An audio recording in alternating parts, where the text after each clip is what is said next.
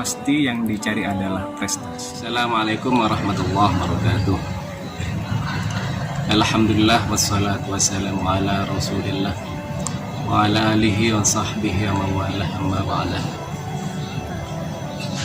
Jamaah kaum muslimin rahimakumullah. Allah berfirman terkait dengan hakikat penciptaan dari makhluk. A'udzubillahi minasyaitonirrajim. Bismillahirrahmanirrahim. Wa ma khalaqatul jinna wal insa illa liya'budun. Dan tidak aku ciptakan jin dan manusia kecuali untuk menyembah kepadaku. Hadirin hadirat yang dimuliakan Allah, hal ini menunjukkan bahwa makhluk pada hakikatnya adalah sebagai hamba Allah, mengabdi hanya kepada Allah. Oleh karena itu, maka semua amal ibadah, semua amal perbuatan kita sebagai manusia hanya kita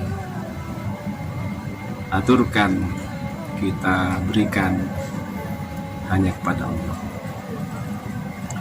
Itulah yang dimaksud bahwa ketika kita melakukan amal perbuatan, maka tanamkanlah dalam hati kita, tanamkanlah dalam setiap niat kita, hanya kita peruntukkan kepada Allah. Setiap manusia pasti akan dituntut pertanggungjawabannya di hadapan Allah. Amal perbuatan manusia yang baik dan yang buruk pun akan mendapat balasan dari Allah. Oleh karena itu, kita sebagai hamba Allah tidak sepatutnya dan tidak selayaknya untuk menyandingkan keperuntukan amal ibadah kita kepada selain Allah. Abu Hamid Muhammad bin Muhammad Al-Ghazali dalam sebuah kitab Ayyuhal Walad ditanya oleh murid-murid beliau, oleh jamaah beliau. Imam Ghazali berkata, Sa'altani al-ikhlas, ketika beliau ditanya tentang apa makna ikhlas. Beliau menjawab, wa huwa an takuna a'maluka kulluhu lillahi ta'ala. Bahwa semua amal, semua perbuatan kita, sedikit atau banyak, hanya diperuntukkan kepada Allah Ta'ala. Itulah yang dimaksud makna ikhlas. Setiap kita berbuat baik,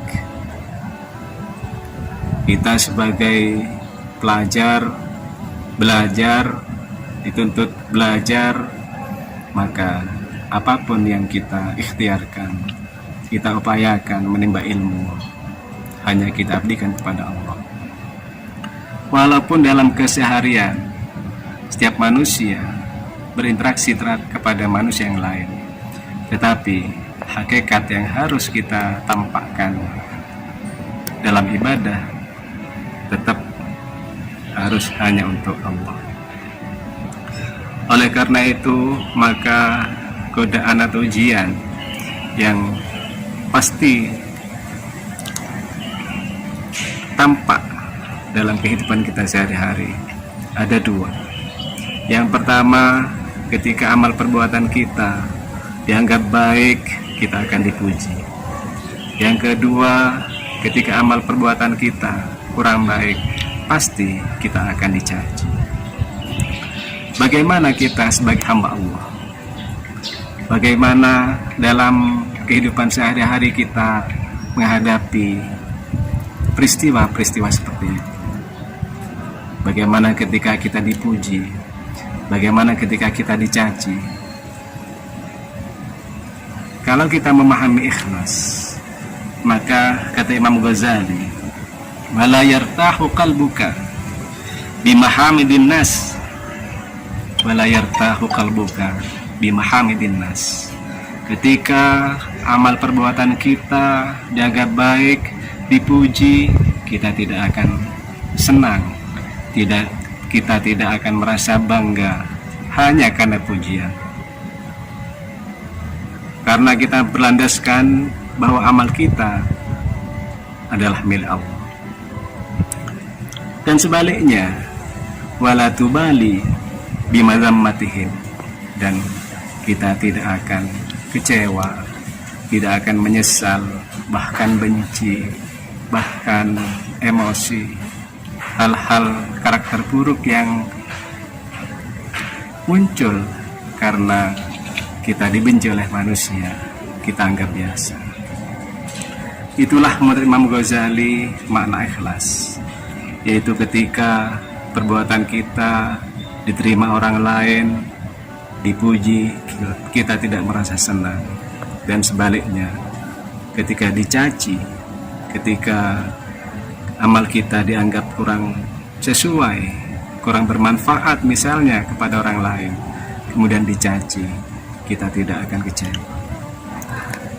Dalam konteks yang lain, para ulama-ulama membandingkan makna ikhlas sebagai tolak ukur yang paling mudah adalah bagaimana kita memaknai riya. Karena ikhlas secara hakikat memang sulit, tetapi kalau kita melaksanakan dan membandingkan sifat-sifat yang lain yang buruk, maka insya Allah kita akan diberi kemudahan.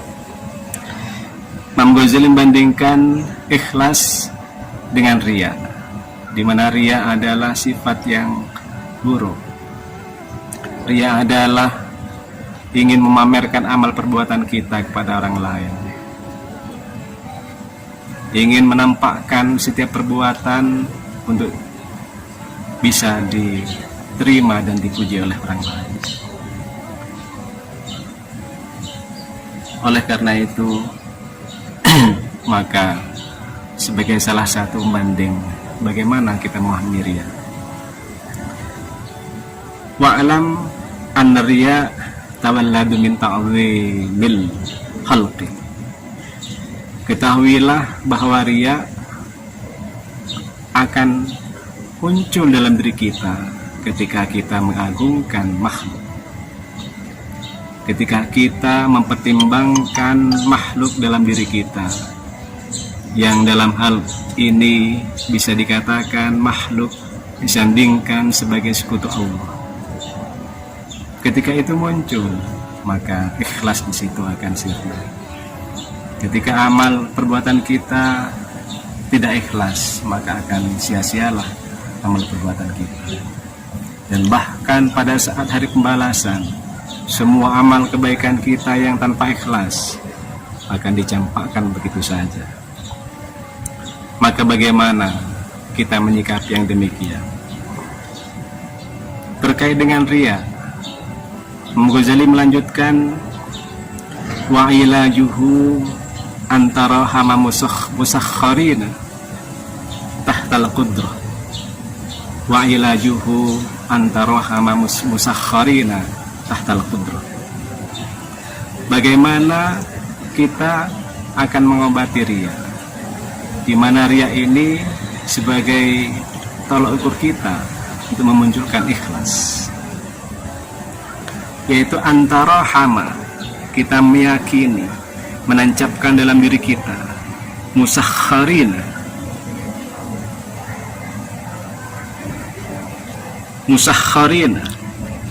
yaitu sebagai makhluk-makhluk yang tunduk, manusia-manusia yang takluk tahtal qudrah, di bawah kuasa Allah. Para hadirin yang dimuliakan Allah, makna musakharin adalah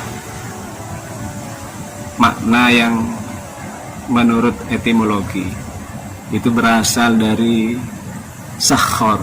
Sakhar itu maknanya adalah melakukan sesuatu yang harus terlaksana tanpa mendapat balasan. Musakharin berarti kita sebagai makhluk menyatakan diri kita bahwa kita tetap akan melaksanakan apapun yang diperintahkan Allah, apapun yang disyariatkan dari Rasulullah, dari Allah, akan kita laksanakan, dan kita tunduk kepada apa yang disyariatkan oleh Allah melalui Rasulullah. Dalam melaksanakan amal perbuatan, maka kita akan merasa semua yang kita lakukan, baik dan buruk, tetap akan berada di bawah kekuasaan Allah. Itulah cara mengobati riya, supaya nanti kita mudah untuk melaksanakan ikhlas. Maka bagaimana kita menghadapi tetangga, menghadapi teman, menghadapi saudara? Imam Ghazali melanjutkan, watahsibuhum kal jamadat, dengan cara kita menganggap, mengkalkulasi mereka semuanya seperti benda mati, yang pada hakikatnya benda mati tersebut tidak akan mempunyai nilai manfaat apapun kepada diri kita. Yang demikian inilah kita meletakkan semua makhluk, semua yang ada di hadapan kita, manusia, tetangga, saudara, teman, orang tua, dan seluruh manusia yang berinteraksi dengan kita, tunduk di bawah kekuasaan Allah. Kalau yang ini bisa kita lakukan, insya Allah kita akan mudah untuk menanamkan ikhlas dalam setiap amal perbuatan kita. Hal yang paling mudah adalah bahwa ketika kita, contohnya anak-anakku sekalian di Mandua Banyuwangi belajar, pasti yang dicari adalah prestasi. Ketika yang demikian prestasi kita telah peroleh, kita bangga dengan prestasi itu, maka kita akan merasa senang kepada Bapak Ibu guru yang telah mengajarkan ilmu-ilmu kepada kita. Tetapi tetap bahwa apa yang kita lakukan dalam belajar, kita haturkan, kita serahkan semuanya kepada Allah. Walhasil, apa yang telah kita lakukan dalam setiap hari, dalam keseharian kita, baik di dalam belajar, baik ketika kita membantu orang tua, baik ketika kita berada dalam pertemanan dengan teman-teman kita, dengan saudara-saudara kita, walhasil apapun yang kita lakukan, maka ketika baik dan mendapat pujian, kita tidak merasa senang, dan ketika buruk menurut penilaian manusia, kemudian kita dicaci, dibenci, dimaki, kita tidak merasa kecewa, karena pada hakikatnya apa yang telah kita lakukan, perbuatan-perbuatan yang baik, hanya kita aturkan kepada Allah semata. Demikian yang bisa kami sampaikan. Kurang lebihnya mohon maaf. Wallahul muwaffiq ila aqwamit thoriq. Wassalamualaikum warahmatullahi wabarakatuh.